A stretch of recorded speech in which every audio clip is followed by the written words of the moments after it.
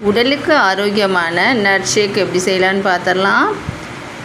10லேருந்து 15 பாதாம் எடுத்துக்கலாம். அதே அளவுக்கு பிஸ்தா பருப்பு எடுத்துக்கலாம். ஒரு கைப்பிடி அளவுக்கு கருப்பு திராட்சை, ஒரு 15 பேரிச்சம்பழம், அது கூட ஒரு 5-6 முந்திரி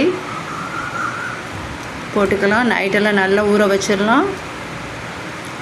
பாதாமில் உள்ள தோலெல்லாம் எடுக்க வேண்டாம். தோலுலேயும் அதிகமான சத்துக்கள் இருக்கும்.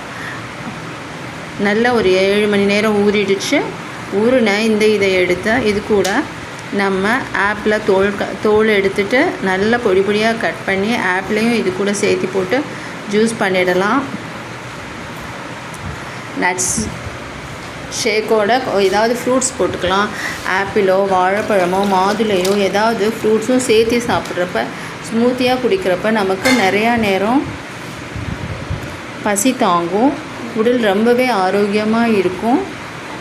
இந்த மாதிரி